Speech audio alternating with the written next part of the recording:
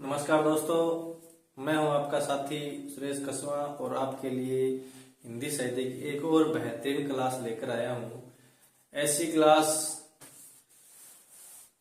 जो आपने आज तक कहीं नहीं पढ़ी, वो चीजें मैं आज आपको बताऊंगा और इतने अच्छे तरीके से आपको याद हो जाएगा कि आगे होने वाली जो भी परीक्षाएं हैं उनमें आपके काम आएगा। ठीक है, तो अपने पढ़ रहे हैं हिंदी साहित्य का इतिहास लेखन की, कैसे हिंदी साहित्य का इतिहास लिखा गया था। आज हम बात करेंगे काशी नागरी प्रचारणी सभा।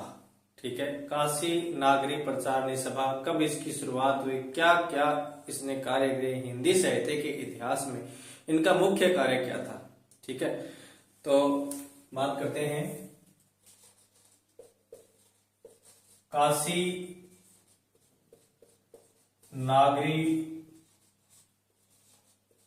प्रचारिणी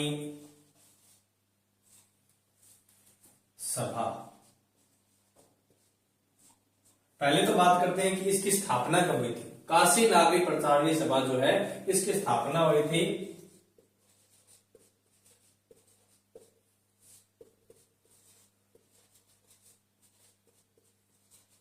16 जुलाई 1993।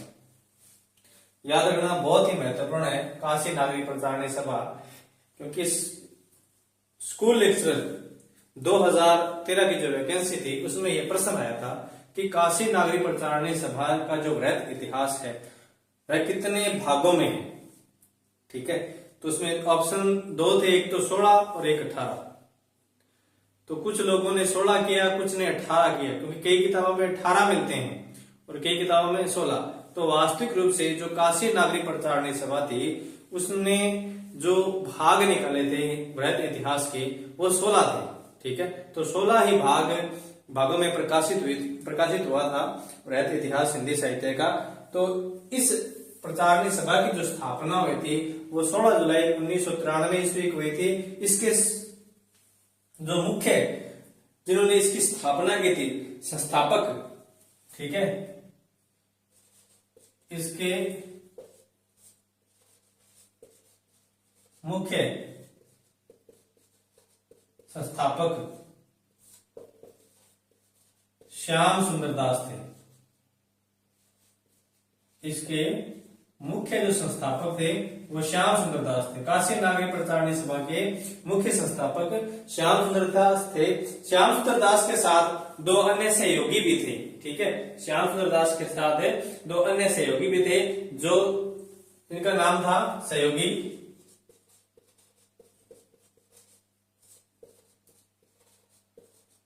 राम नारायण मिश्र और शिव कुमार मिश्र। राम नारायण मिश्र और नंबर 2 है शिव कुमार मिश्र। रामनारायण मिश्र और शिव कुमार मिश्र, ये दो इनके सहयोगी थे। ठीक है, ये जो काशी नागरी प्रचारणी सभा थी इसके मुख्य संस्थापक श्याम सुंदर दास माने जाते हैं। इनके दो सहयोगी थे रामनारायण मिश्र और शिव कुमार मिश्र, परंतु इस सभा के जो अध्यक्ष थे वो थे राधा कृष्ण दास।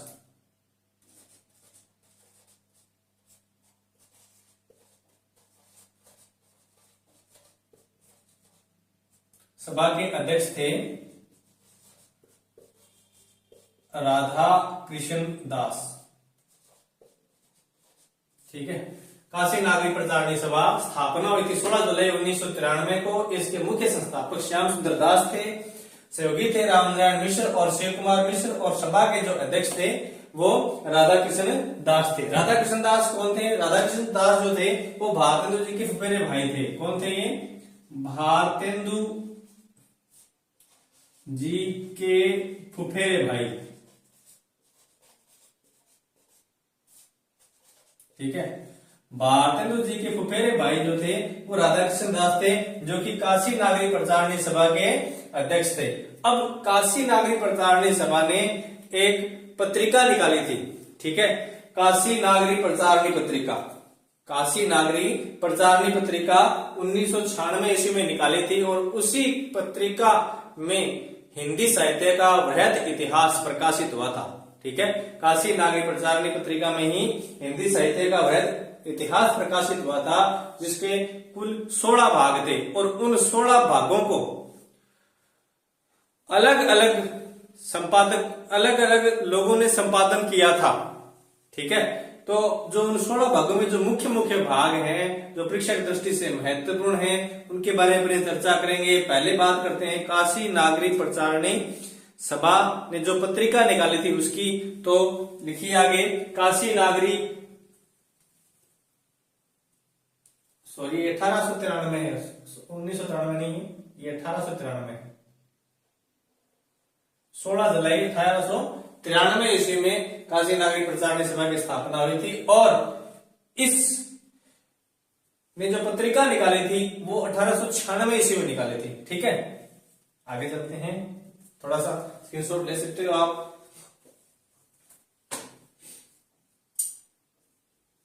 ठीक है, चले आगे।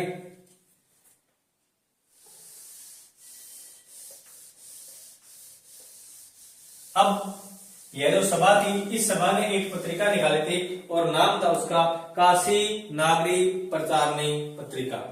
काशी नागरी प्रचारणी पत्रिका कब निकाली थी? 1896 ईस्वी। 1896 ईस्वी में इस सभा ने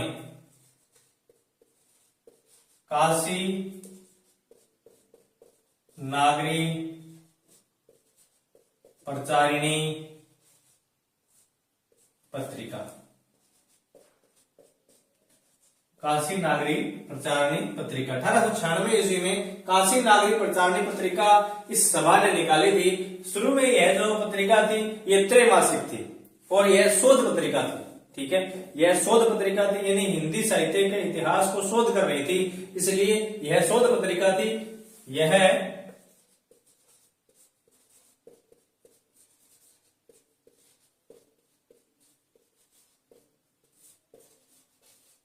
यह शोध पत्रिका थी और यह त्रैमासिक थी। क्या थी? यह त्रैमासिक पत्रिका थी। परंतु 1907 में यह मासिक हो गई थी। 1907 ईस्वी में यह मासिक पत्रिका बन गई, ठीक है ना। यानी यह एक शोध पत्रिका थी, यह तो शुरू में निकली थी तो त्रैमासिक थी, परंतु 1907 ईस्वी में यह जो पत्रिका थी यह मासिक हो गई, यानी हर महीने आने लगी। उससे पहले ये 3 महीनों में एक बार आया करती थी। इसमें जो हिंदी साहित्य का इतिहास है उस पर जो शोध किया जाता था उसको छापा जाता था और लोगों के सामने रखा जाता था। अब ये जो काशी नागरी प्रचारणी पत्रिका है, इस पत्रिका के जो संपादक थे वो कौन कौन थे? तो प्रारंभ में इसके जो संपादक थे उनके बारे में लिख लेते हैं अपने। हाँ, प्रारंभ में इसके संपादक एक तो थे श्याम सुंदर दास,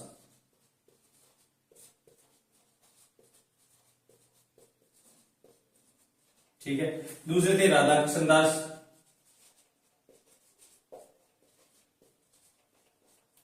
श्याम सुंदर दास, दूसरे थे राधा कृष्ण दास, तीसरे थे सुधाकर द्विवेदी, सुधाकर द्विवेदी, और चौथे जो थे वो थे कालिदास। यह प्रश्न नेट की परीक्षा में पूछा जा चुका है। यह प्रश्न नेट परीक्षा में पूछा जा चुका है कि काशी नागरी प्रचारणी जो पत्रिका थी उसके प्रारंभिक संपादक मंडल में से कौन से नहीं थे, ठीक है। तो आपने याद रखना है कि इसमें 4 थे। श्याम सुंदर दास थे, राधा कृष्ण दास थे, सुधाकर द्विवेदी थे और कालिदास थे। ये इसके 4 मुख्य संपादक रहे थे, ठीक है। ये मैंने आपको बता ही दिया। यह 1907 में मासिक हो गई थी और 1896 ईस्वी में यह पत्रिका प्रकाशित हुई थी। उस समय यह त्रैमासिक थी। तो ये बात हुई काशी नागरिक प्रचारणी पत्रिका की, काशी नागरिक प्रचारणी सभा की। उससे पहले हमने बात कर ली पत्रिका की, अब बात कर ली। अब आगे चलते हैं कि इस पत्रिका ने जो हिंदी साहित्य का वृहद इतिहास निकाला था वो कैसा था। आगे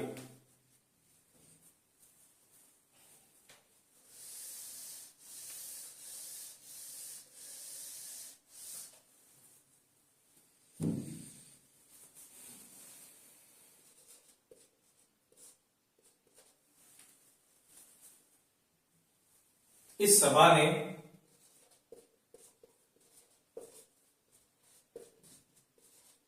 हिंदी साहित्य का वृहद इतिहास, हिंदी साहित्य का वृहद इतिहास ग्रंथ निकाला था।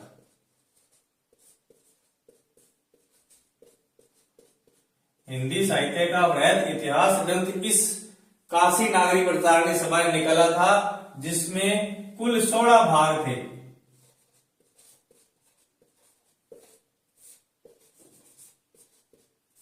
कुल 16 भाग थे। यह प्रश्न आ चुका है, ठीक है, और आया किसमें था? स्कूल लेक्चरर में। स्कूल लेक्चरर में यह प्रश्न आ चुका है। इसमें कुल कितने भाग थे? इसमें कुल 16 भाग थे और इसका नाम क्या था? हिंदी साहित्य का वृहद इतिहास। याद रख लीजिए, यह प्रश्न भी आ चुका है कि काशी नागरिक प्रचारणी सभा ने हिंदी साहित्य का कौन सा ग्रंथ निकाला था, या हिंदी साहित्य का वृहद इतिहास ग्रंथ किसने निकाला था? तो काशी नागरिक प्रचारणी सभा ने निकाला था और इसमें कुल 16 भाग थे। 16 भाग की मैं बात नहीं करूंगा, अपने बात करेंगे मुख्य मुख्य जो है उनकी बात करेंगे। जैसे पहला जो भाग था वह था हिंदी साहित्य की पीठिका। एक बार आ चुका है नेट की परीक्षा में कि हिंदी साहित्य की जो पीठिका ग्रंथ था वह किसने लिखा था, उसका संपादन किसने किया था? तो उसका संपादन किया था राजबली पांडे ने। ठीक है, तो पहले भाग कौन सा था? हिंदी साहित्य की पीठिका।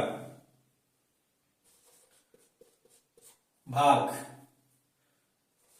नाम और संपादक।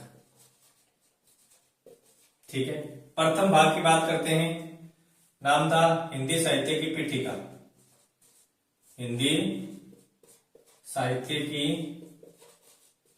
पीठिका,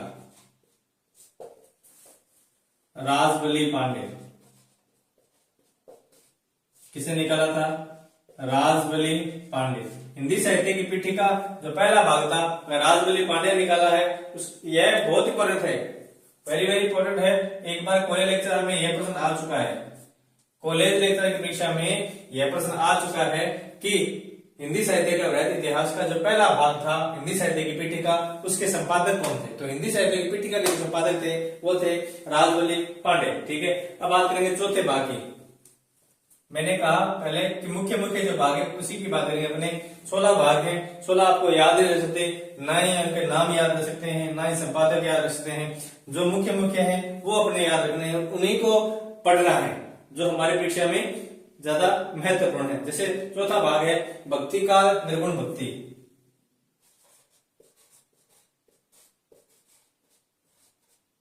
भक्ति काल निर्गुण भक्ति, यह कौन सा भाग था? ये चौथा भाग था। निकाला किसने था? परशुराम चतुर्वेदी ने। किसे निकाला था? परशुराम चतुर्वेदी।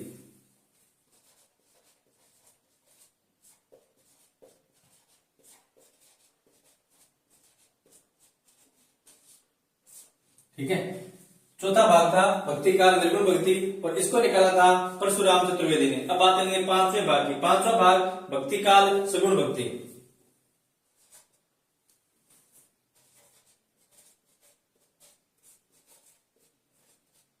भक्ति काल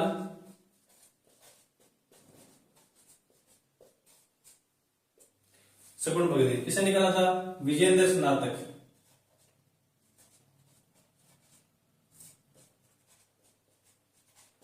भक्ति काल सगुण भक्ति निकाला था विजेंद्र स्नातक। ठीक है, बात करेंगे छठे भाग की, बहुत इंपॉर्टेंट है ये।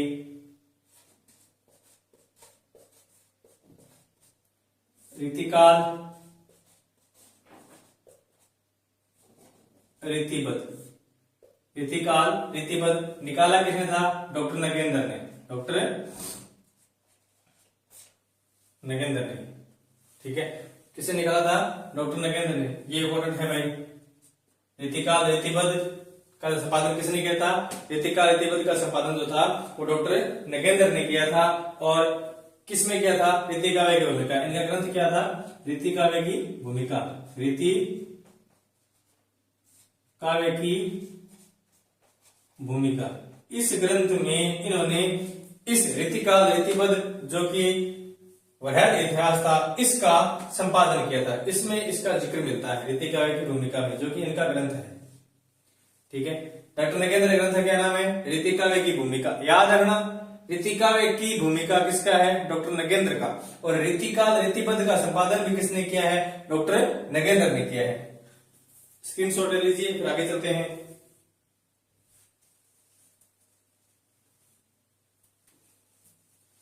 बात करें आगे साथ में बाकी।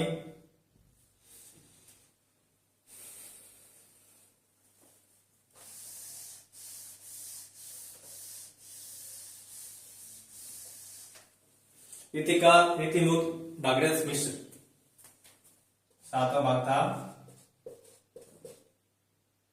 भाग 7, नाम था रीतिकाल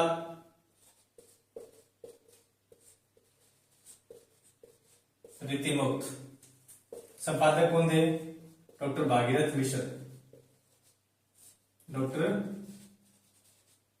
भागीरथ मिश्र। रीतिकाल रीतिमुक्त 7वां भाग संपादक थे डॉक्टर भागीरथ मिश्र। उसके बाद बात करेंगे अपने 10वें भाग की। उससे पहले जो भी है इंपोर्टेंट नहीं है। 10वां है उत्कर्ष काल काव्य छायावाद, 10वां भाग उत्कर्ष काल काव्य छायावाद। ये किसका था? ये था डॉक्टर नगेंद्र का। किसने संपादन किया था इसका? डॉक्टर नगेंद्र। डॉक्टर नगेंद्र ने इस भाग का संपादन किया था। कौन से भाग के? जो वृहद इतिहास था उसका 10वां भाग था, उसका संपादन डॉक्टर नगेंद्र ने किया था। उसके बाद 15वां और 16वां,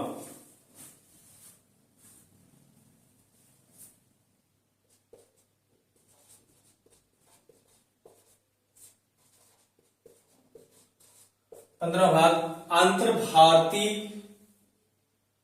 हिंदी साहित्य, आंतर भारतीय हिंदी साहित्य। संपादन किसने किया था? डॉक्टर नगेंद्र। हिंदी साहित्य संपादन किया था डॉक्टर नगेंद्र ने।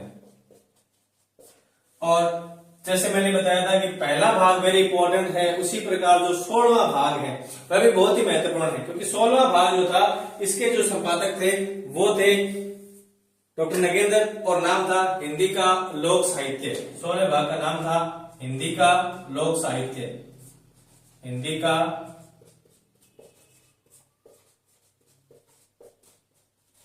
लोक साहित्य। इसका संपादन भी किसने किया था? इसका संपादन भी डॉक्टर नगेंद्र ने किया था। तो इस प्रकार से 16 भाग थे। अब आपको मुख्य मुख्य याद रखना है कि 6वां, 10वां, 15वां और 16वां।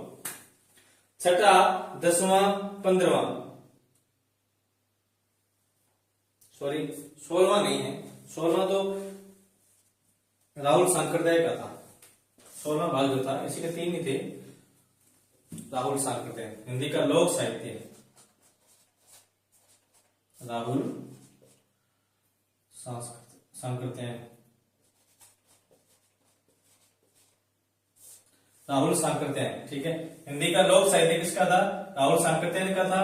उससे पहले अंतर भारतीय हिंदी साहित्य डॉक्टर नगेंद्र का था। तो कई बार पूछ सकते हैं कि डॉक्टर नगेंद्र ने कौन कौन से भाग प्रकाशित करवाए हैं। तो क्योंकि महत्वपूर्ण आलोचक है डॉक्टर नगेंद्र, क्योंकि हिंदी साहित्य का जो काल विभाजन है वो डॉक्टर नगेंद्र का ही प्रसिद्ध है। हिंदी साहित्य का काल विभाजन डॉक्टर नगेंद्र का ही प्रसिद्ध है और सर्वमान्य भी है, ठीक है। और उसी के अनुसार हिंदी साहित्य को अपने पढ़ते आए हैं और पढ़ेंगे भी, ठीक है। तो डॉक्टर नगेंद्र का जो नगेंद्र ने इस हिंदी साहित्य के वृहद इतिहास में कौन कौन से भाग प्रकाशित किए थे? तो एक तो उन्होंने करवाया था 6वां और एक 10वां और एक 15, ठीक है।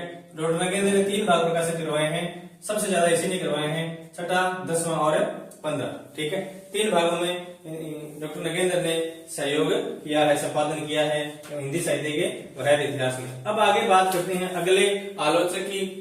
तो काशी नागरिक प्रचारणी सभा की हमने बात कर ली। काशी नागरिक प्रचारणी सभा ने जो पत्रिका निकाली थी उसकी बात कर ली। काशी नागरिक प्रचारणी सभा ने जो हिंदी साहित्य का वृहद इतिहास निकाला था उसकी बात कर ली। तो काशी नागरिक प्रचारणी सभा से संबंधित अगर कोई प्रश्न पुट होता है तो इससे बाहर जाने की बिल्कुल भी संभावना नहीं है, इसलिए आप लोगों ने काशी नागरिक प्रचारणी सभा को इस तरीके से याद कर लेना है। ठीक है, अगर आप इस वीडियो को 2 या 3 बार देखोगे तो पूरी की पूरी चीजें आपके दिमाग में सेट हो जाएगी कि इसका अध्यक्ष कौन था, इस काशी नागरिक प्रचारणी सभा के संस्थापक कौन था। ठीक है, पत्रिका का जो संपादक थे मुख्य वो कौन कौन से थे प्रारंभिक। ठीक है, अब आगे बात करेंगे अगले आलोचक की, जिनका नाम है रामस्वरूप चतुर्वेदी। अगले आलोचक हैं रामस्वरूप चतुर्वेदी।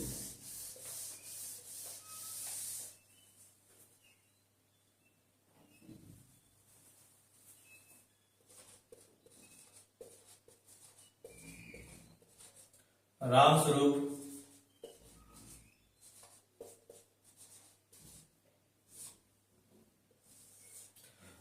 चतुर्वेदी ने एक ग्रंथ लिखा था जिसका नाम था हिंदी साहित्य और संवेदना का विकास। हिंदी साहित्य और संवेदना का विकास, बहुत सारे शब्द आते हैं, बहुत सारे कथन आते हैं संवेदना से संबंधित। अगर जिस कथन में संवेदना शब्द आपको नजर आ जाए तो आप उसमें श्योर हो सकते हो कि यह जो कथन है यह रामस्वरूप चतुर्वेदी ने ही कहा होगा, संवेदना शब्द। ठीक है, ग्रंथ का नाम है हिंदी साहित्य का संवेदना और विकास। हिंदी साहित्य संवेदना और विकास। इस ग्रंथ का प्रकाशन हुआ था 1896 ईस्वी में। हिंदी साहित्य संवेदना और विकास, इस ग्रंथ का प्रकाशन जो था वो 1896 ईस्वी में हुआ था। और रामस्वरूप चतुर्वेदी 96 तो बच्चन सिंह बड़े का हुआ था 1886।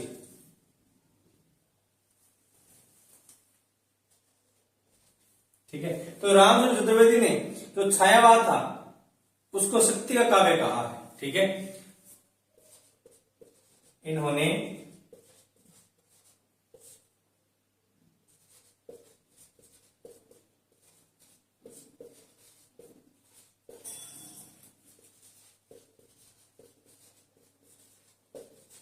छायावाद को शक्ति का काव्य कहा है। ठीक है, छायावाद को शक्ति का काव्य किसने कहा है? छायावाद को शक्ति का काव्य रामस्वरूप चतुर्वेदी ने कहा है। एक और इन्होंने केशवदास की जो रामचंद्रिका थी उसे छंदों का अजायब घर कहा है। इन्होंने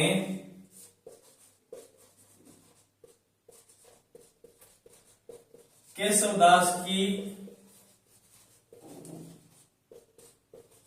रामचंद्रिका को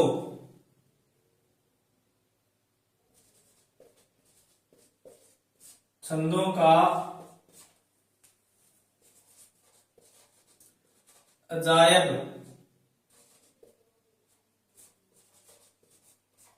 घर कहा है।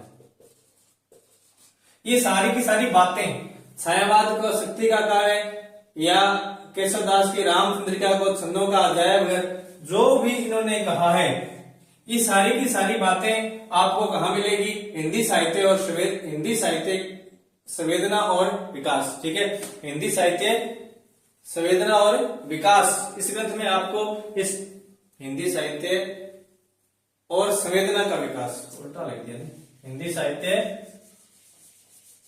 और संवेदना का विकास, ग्रंथ का नाम है हिंदी साहित्य और संवेदना का विकास। हिंदी साहित्य और संवेदना का विकास नामक जो ग्रंथ है उस चीज में ये दोनों ही बातें इन्होंने लिखी है। कि छायावाद शक्ति का काव्य है, छायावाद को शक्ति का काव्य कहा है, और केशवदास की रामचंद्रिका को छंदों का अजायब इन्होंने कहा है हिंदी साहित्य और संवेदना का विकास नामक ग्रंथ में। और इन्होंने क्या कहा है, और इन्होंने ये भी जो अपने किताब में पढ़ा है कि प्रताप नारायण मिश्र शकुंतला नाटक में स्त्री का पात्र करने के लिए अपनी मूंछें मंडवा ली थी। ठीक है, वो जो बात है वो हमें इनके इस ग्रंथ में मिलती है। इनके रामचंद्र चतुर्वेदी का जो ये ग्रंथ है हिंदी साहित्य और संवेदना का विकास, इस ग्रंथ में ये बात मिलती है कि प्रताप नारायण मिश्र ने शकुंतला नाटक में स्त्री के पात्र का अभिनय करने के लिए अपनी मूंछें मुंडवा ली थी। ठीक है, मतलब अपने पिता से अनुमति मांगी थी। हम तो ये पढ़ते आए हैं कि अपने पिता से उन्होंने अनुमति मांगी थी। ठीक है, तो ये जो बात है ये कहां मिलती है, इस ग्रंथ में मिलती है। कौन सी बात है, शकुंतला नाटक में प्रताप नारायण मिश्र ने शकुंतला नाटक में प्रताप नारायण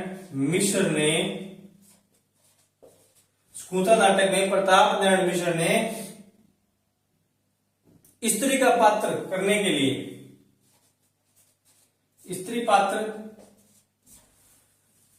के लिए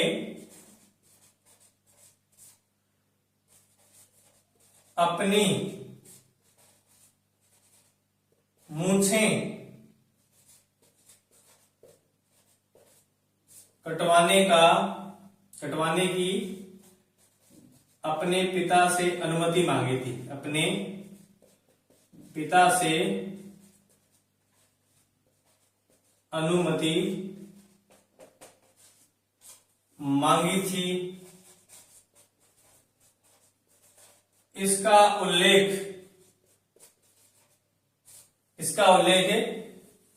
इस ग्रंथ में मिलता है। इस ग्रंथ में मिलता है।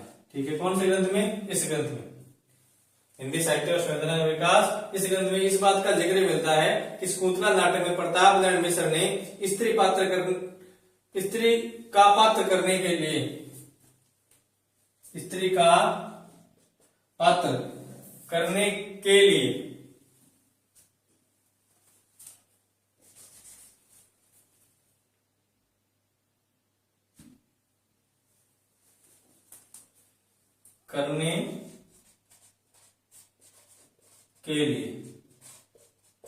ठीक है, अपने मूंछें कटवाने की अपने पिता से अनुमति मांगी थी। ठीक है, इसका उल्लेख इस ग्रंथ में भी मिलता है। रामस्वरूप चतुर्वेदी ने हिंदी साहित्य और संवेदना का, अपने इतिहास ग्रंथ में हिंदी साहित्य और संवेदना का बराबर ध्यान रखा है। ठीक है, साहित्य का भी पूरा ध्यान रखा है और साहित्य से संबंधित जो संवेदनाएं हैं उन संवेदनाओं का भी पूरा ध्यान रखा है। तो ये थे अपने रामस्वरूप चतुर्वेदी। इनसे संबंधित मुख्य बातें जो परीक्षा की दृष्टि से महत्वपूर्ण है उस पर हमने चर्चा की। अब आगे चलते हैं, डॉक्टर बच्चन सिंह और सुमन राजे, उनके जो ग्रंथ है उनके बारे में लिख लेते हैं। स्क्रीनशॉट ले लीजिए अगर आपको ये इंपॉर्टेंट लगती है तो। फिर आगे चलते हैं।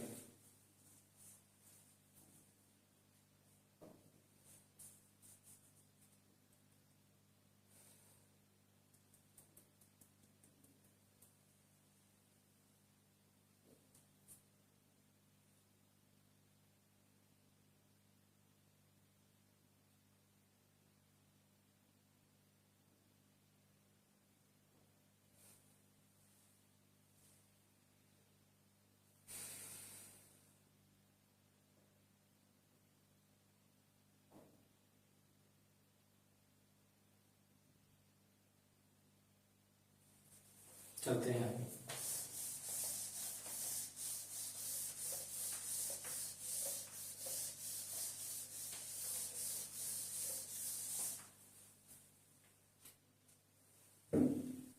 डॉक्टर बच्चन सिंह अगले जो आलोचक है, इनके बहुत सारे कथन परीक्षा में पूछे जाते हैं और एक दो कथनों की अपनी चर्चा अभी करेंगे, परंतु बहुत सारे कथन हैं तो चर्चा एक साथ कर नहीं सकते। इसे जैसे जैसे अपने पढ़ेंगे इतिहास वैसे वैसे उन पर चर्चा करते जाएंगे। अगर वो चीजें आप लगातार निरंतर मेरे साथ जुड़कर देखोगे पढ़ोगे तो आपको जो डॉक्टर बच्चन सिंह का हिंदी साहित्य का दूसरा इतिहास है उसे पढ़ने की आवश्यकता नहीं पड़ेगी। ठीक है, तो अपने साथ साथ में इसको पढ़ते जाएंगे।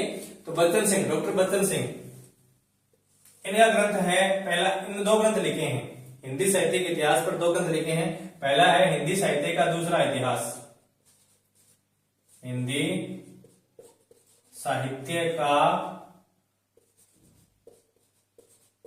दूसरा, हिंदी साहित्य का दूसरा इतिहास।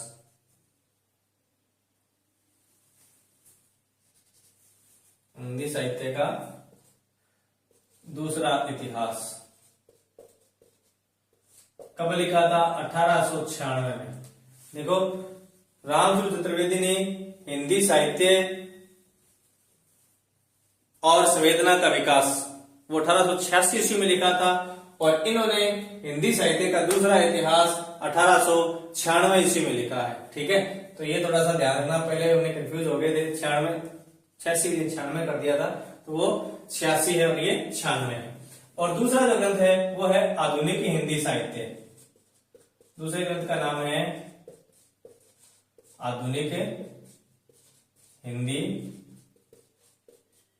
साहित्य, आधुनिक हिंदी साहित्य का इतिहास। ये दो ग्रंथ इनके मिलते हैं। ठीक है, एक तो हिंदी साहित्य का दूसरा इतिहास जो कि 1896 ईस्वी में लिखा था, एक मिलता है आधुनिक हिंदी साहित्य का इतिहास। इसके बारे में प्रश्न कई बार आ चुके हैं। हिंदी साहित्य का दूसरा इतिहास कब लिखा गया था, किसने लिखा था? ठीक है, आधुनिक हिंदी साहित्य का एक बार ये प्रश्न पूछा जा चुका है, आधुनिक हिंदी साहित्य का इतिहास ग्रंथ के लेखक कौन है? डॉक्टर बच्चन सिंह। ठीक है, हर एक पर्सन है, हर एक लाइन ही पर्सन है, इस बात को आप ध्यान रखिए। ठीक है, इन्होंने, बच्चन सिंह ने क्या कहा है? बच्चन सिंह ने विद्यापति को जातीय कवि कहा है। इन्होंने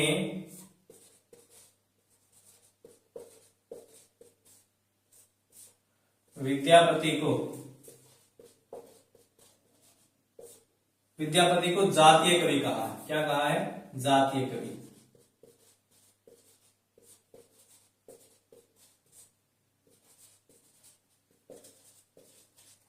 विद्यापति को उन्होंने जातीय कवि कहा है। अब जातीय कवि का मतलब क्या होता है? जातीय कवि का मतलब होता है राष्ट्रीय अस्मिता का कवि। क्या कहा है? राष्ट्रीय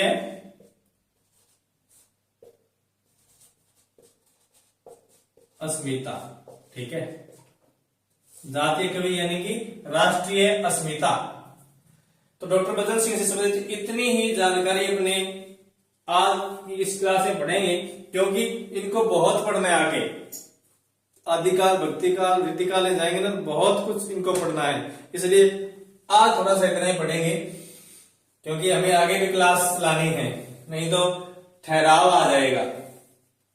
डॉक्टर बच्चन सिंह के बाद अगले जो है वो है सुमन राजे।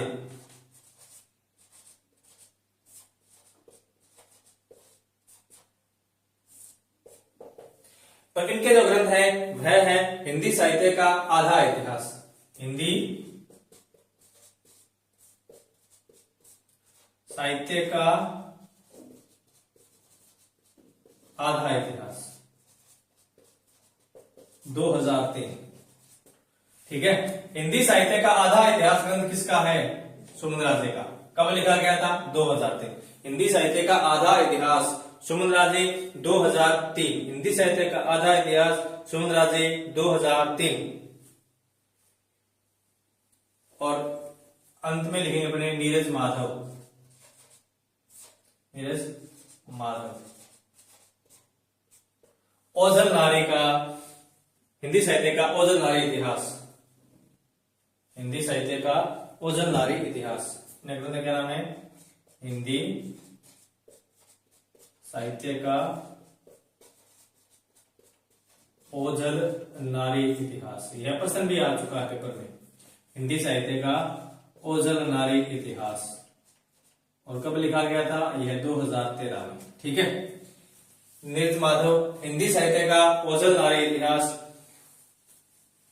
नीरजा माधव, हिंदी साहित्य का ओझल नारी इतिहास 2013 में लिखा गया था। ठीक है साथियों, इसका स्क्रीनशॉट आप ले लीजिए। ये मुख्य मुख्य बातें जो थी वो मैंने आपके सामने आपके साथ साझा की है।